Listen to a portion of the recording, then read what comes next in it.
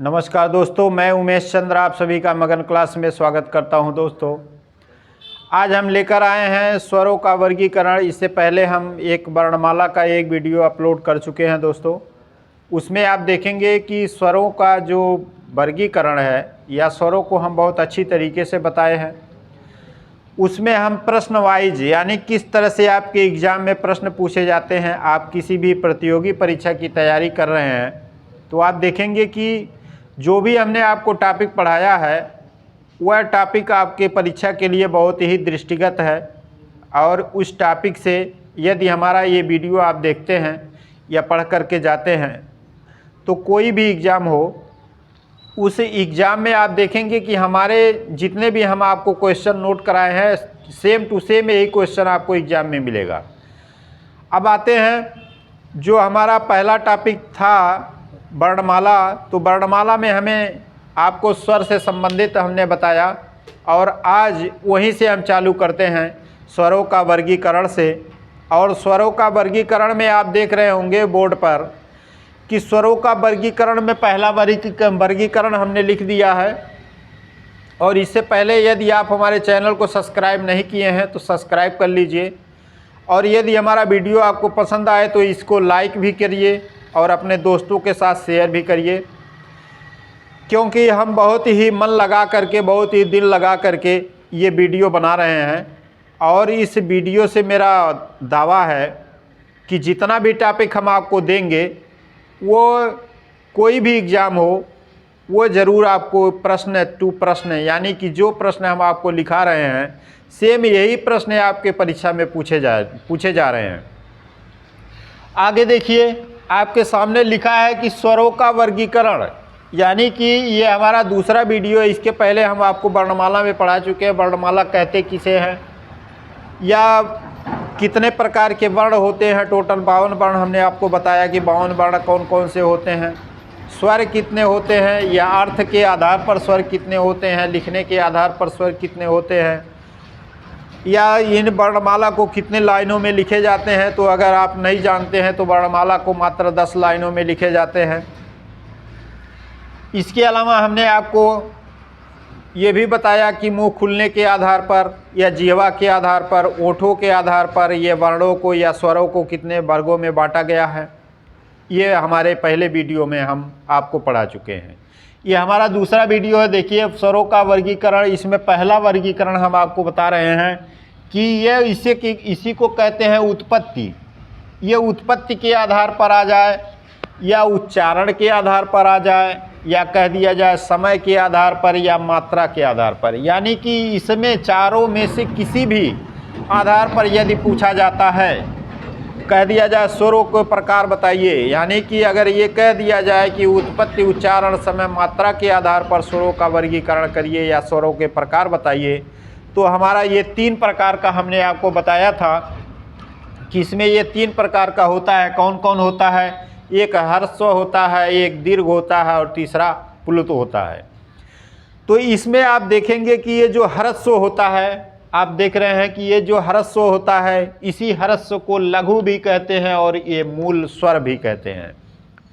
अब ये दूसरा जो हमारा आता है, दूसरे में होता है दीर्घ स्वर या इसी को गुरु स्वर भी कहते हैं, इसी को संधि स्वर भी कहते हैं। अगला देख लीजिए, अगला तीसरा आपका होता है प्लुत स्वर, जिसको आप बार बार इसको पढ़ चुके हैं। कौन कौन? ये आप पढ़ते हैं कि ह्रस्व स्वर क्या है या दीर्घ स्वर क्या है, प्लुत स्वर क्या है। अब नई बातें आपके लिए क्या क्या हो सकती हैं, जैसे ये लघु या मूल स्वर इसे कहते हैं। इसके अलावा इसे दीर्घ स्वर को गुरु स्वर या संधि स्वर भी कहा जाता है। और ये तीसरा नंबर होता है प्लुत स्वर। तो देखिए, ये ह्रस्व स्वर जो होता है इसको 4 भागों में बांटा गया है ह्रस्व स्वर को, यानी कि ये 4 वर्णों में आते हैं। ह्रस्व स्वर या लघु स्वर या मूल स्वर, ये 4 प्रकार के होते हैं। अगला हमने आपको ये बताया कि ये जो दीर्घ होता है, गुरु होता है या इसी को संधि स्वर भी कहते हैं, ये 7 होते हैं। इनकी संख्या 7 होती है। तो आपके क्वेश्चन में ये भी पूछा जाता है कि ह्रस्व की संख्या कितनी होती है, तो ह्रस्व की संख्या 4 होती है। या क्वेश्चन आपसे ये भी पूछा जा सकता है कि लघु या मूल स्वर कितने होते हैं, तो 4 होते हैं। अगला क्वेश्चन आपसे ये पूछा जा सकता है कि गुरु स्वर या संधि स्वर कितने होते हैं, तो ये 7 होते हैं।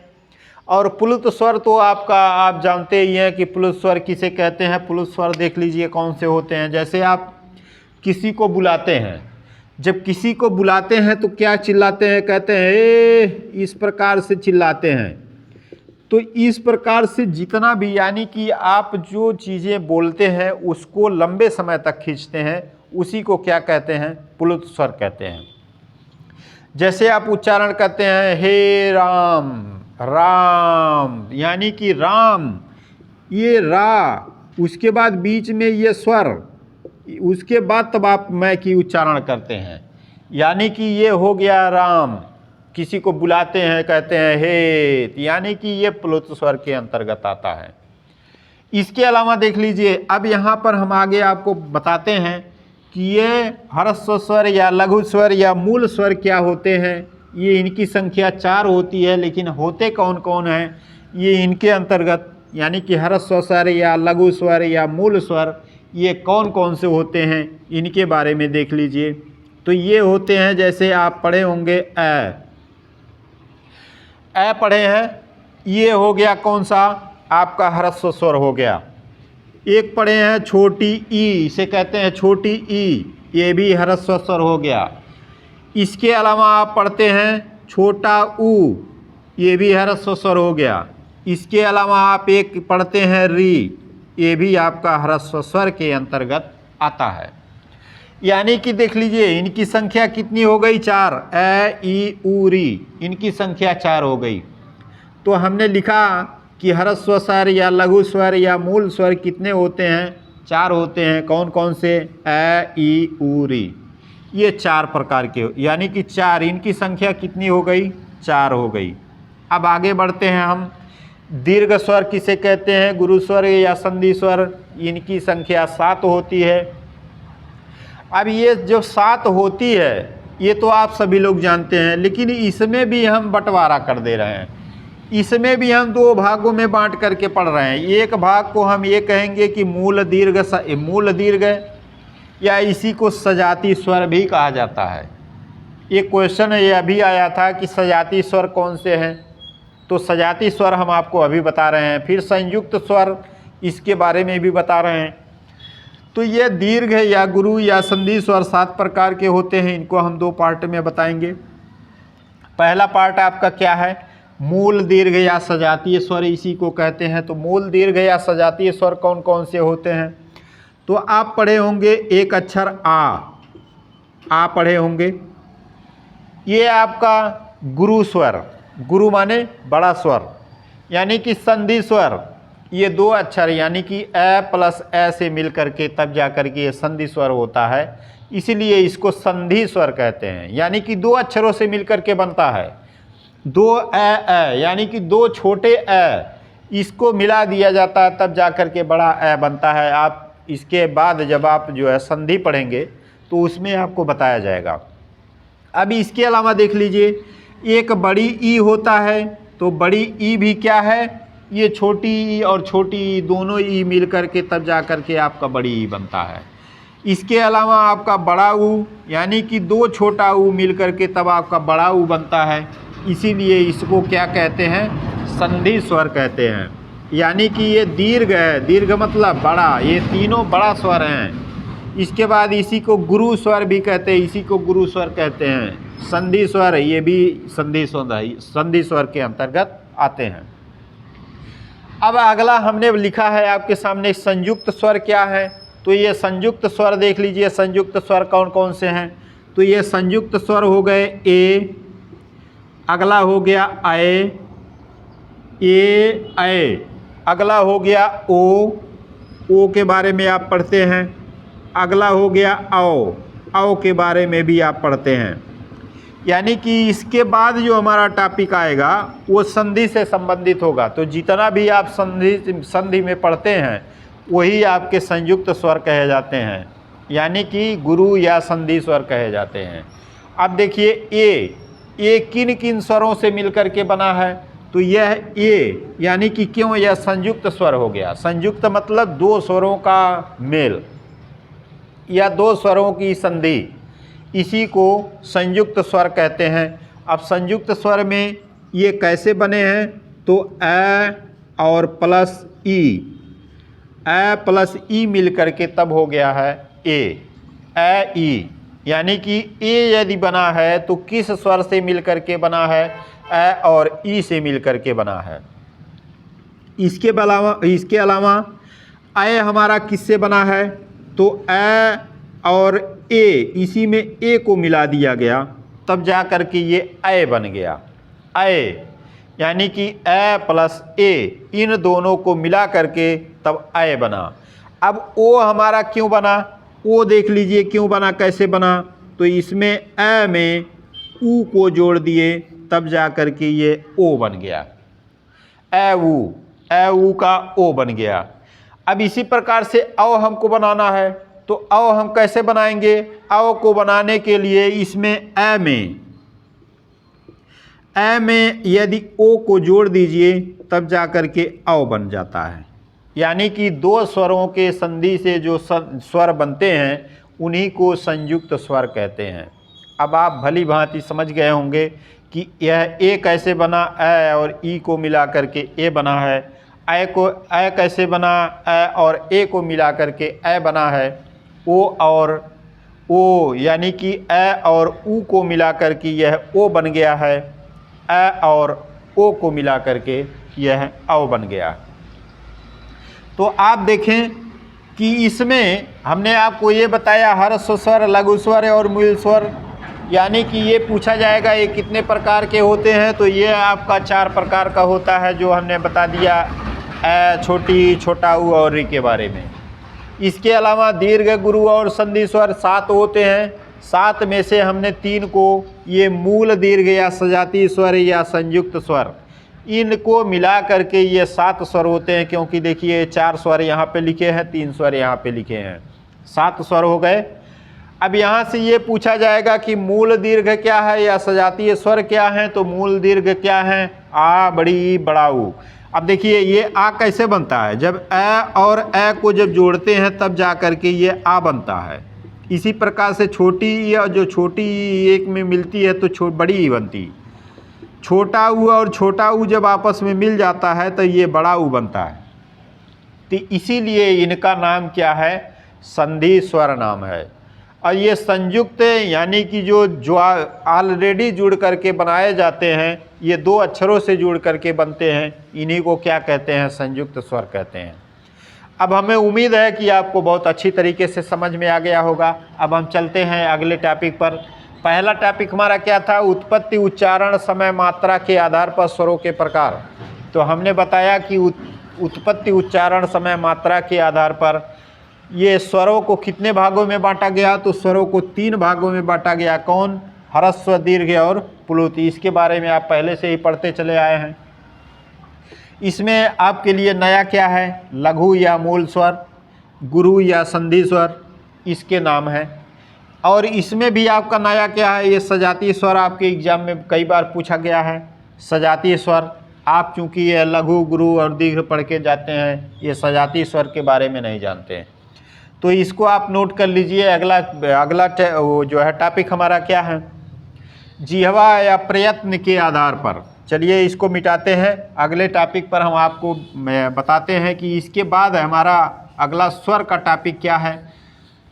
तो ये तो हमारा था पहला, उत्पत्ति, उच्चारण, समय, मात्रा के आधार पर। अब दूसरा जो टॉपिक हमारा है, स्वरों का वर्गीकरण के अंतर्गत दूसरा नंबर है जिह्वा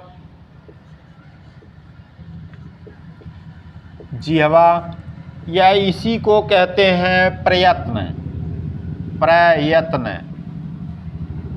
जिह्वा प्रयत्न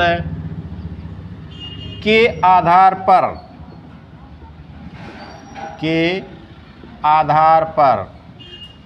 जिह्वा प्रयत्न के आधार पर स्वरों को कितने वर्गों में बांटा गया है, तो स्वरों के प्रकार 3 हैं। आधार पर स्वरों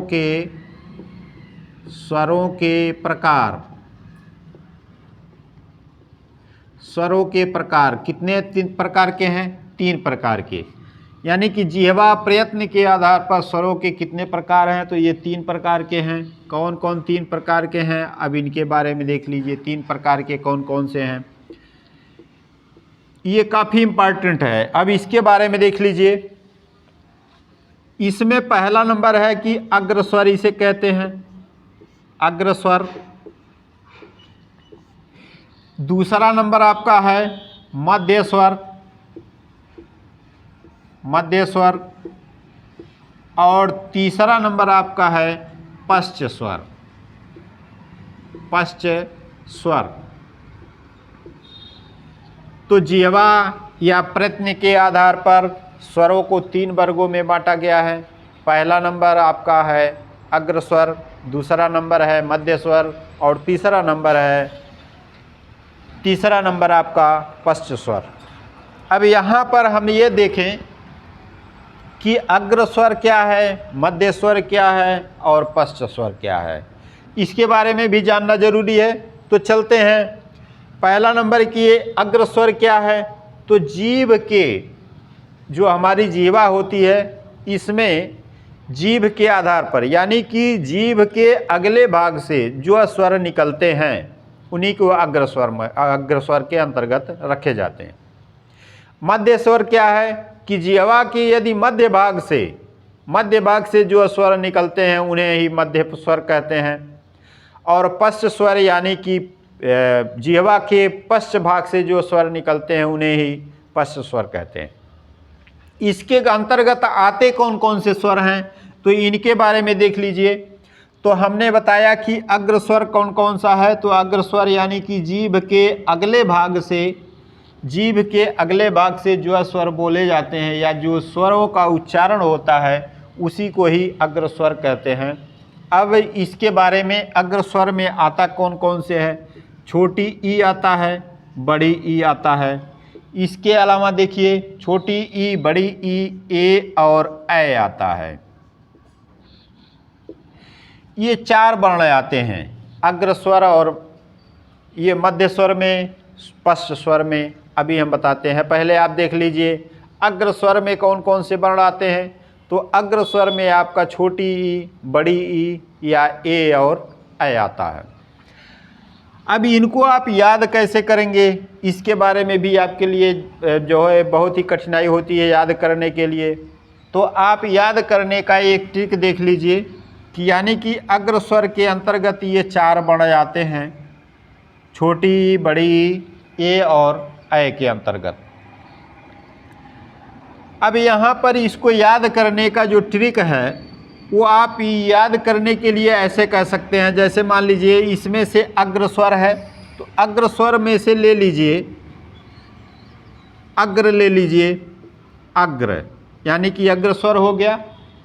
अब यहाँ पर जोड़ दीजिए ई, क्योंकि ई में दोनों ई है, छोटी ई और बड़ी ई दोनों ई हो गया। ए हो गया, ए में दोनों ए है, ए और ऐ। अब देखिए हम इसको ट्रिक बना रहे हैं। कैसे ट्रिक है इसका याद करने का ट्रिक, आप याद कैसे करेंगे। जैसे आप एग्ज़ाम में बैठते हैं तो सोचते सोचते भूल जाते हैं, कन्फ्यूजन होने लगता। तो जब आपको कन्फ्यूजन होने लगता है कि ये अग्रस्वर या मध्य स्वर या पश्च स्वर में कौन सा ये मध्य स्वर में आएगा, कौन सा ये अग्रस्वर में आएगा, तो इसके लिए आप ट्रिक का सहारा लीजिए। तो ट्रिक का सहारा आप लेंगे तो इसमें देखिए छोटी ई और बड़ी ई है, ए और ऐ है। तो अग्र, चूँकि यहाँ पे अग्र शब्द है, अग्र हमने यहाँ पे लिख दिया। अब कौन कौन से हैं, छोटी ये है और ये है, यानी कि छोटी ई और ये, इन तीनों शब्दों को आपस में मिला लीजिए। तो जब तीनों शब्दों को आपस में मिला लेंगे तो मिलाने पर क्या आ जाएगा, मिलाने पर ये आ जाएगा, ये ई है तो ऐसे लिख सकते हैं अग्री, और इसी में ए को जोड़ दीजिए, क्या हो गया, अग्रिये। तो आप ये वर्ड याद रखिए, अग्रिये, अग्रिये को याद रखिए, इसी में सभी आ गए। कैसे आ गए, अग्र मतलब अग्रस्वर, ई मतलब छोटी और बड़ी ई, ए मतलब ए और ऐ। यानी कि अगर आपको याद हो गया कि अग्रिये, अग्रिये अब इसको आप कई बार रट लिए अग्रिय अग्रिय करके, तो इसके अंतर्गत आपका छोटी ई और ए दोनों शब्द आ जाते हैं। तो आपको ये, हमें उम्मीद है कि आपको ये याद हो गया होगा। अब चलते हैं मध्य स्वर पर। तो मध्य स्वर क्या क्या होते हैं इसके बारे में देख लीजिए कि मध्य स्वर क्या होते हैं। तो मध्य स्वर के बारे में देखिए, पहला नंबर तो आपने अग्र स्वर के बारे में देख लिया। मध्य स्वर के बारे में यानी कि जीभ के मध्य भाग से बोले जाने वाले स्वर जितने भी हैं वो मध्य स्वर कहे जाते हैं।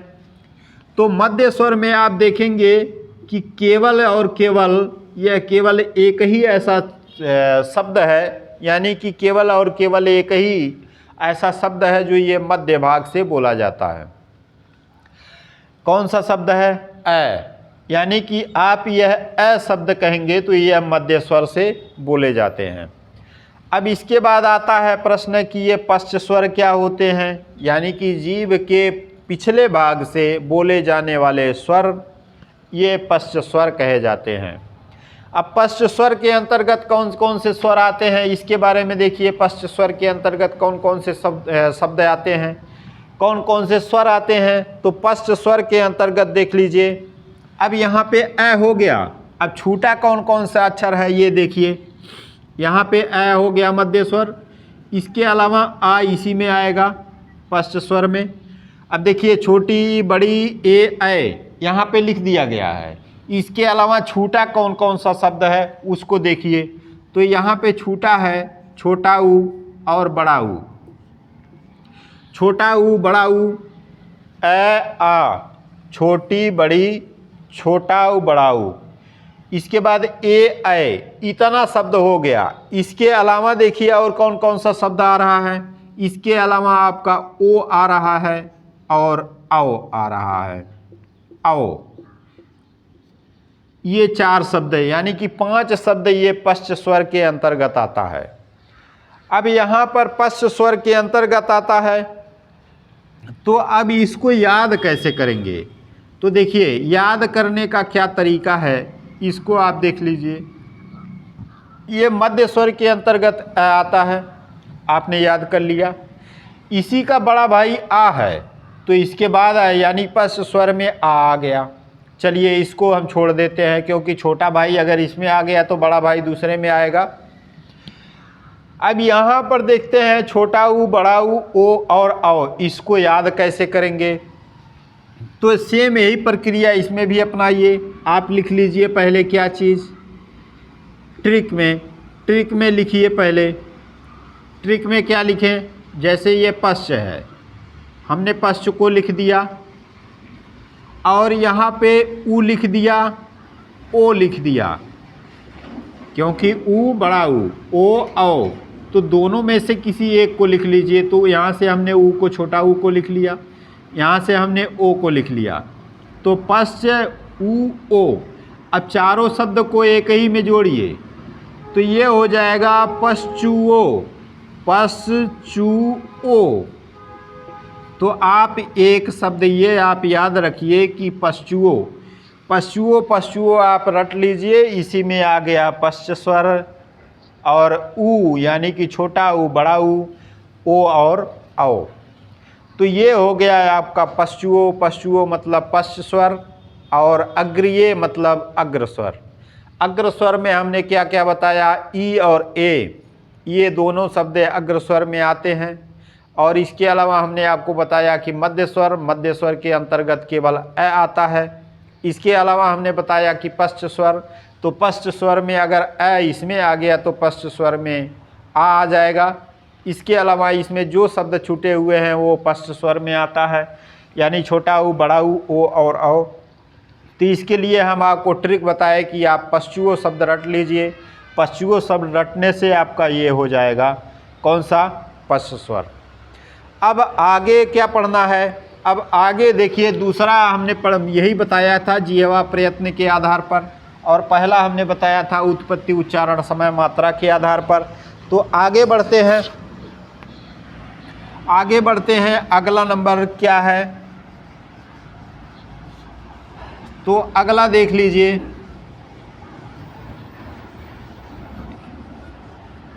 अब यहाँ से क्वेश्चन आपका क्या पूछा जाता है, तीसरा नंबर है कि मुखाकृति के आधार पर, मुखाकृति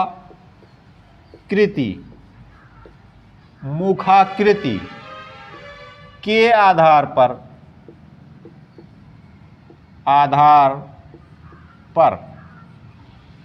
तीसरा नंबर आपका ये है मुखाकृति के आधार पर। यानी कि मुखाकृति के आधार का मतलब क्या हुआ, इसका मतलब ये हुआ कि मुख की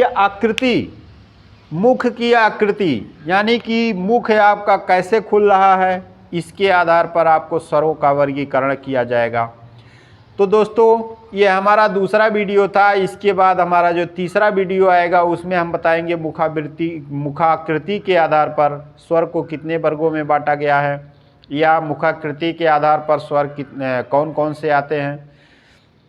यदि आप हमारे चैनल को सब्सक्राइब नहीं किए हैं तो सब्सक्राइब कर लीजिए, और यदि हमारा वीडियो आपको पसंद आया हो तो उसको लाइक कर दीजिए और दोस्तों के साथ शेयर करना ना भूलिए।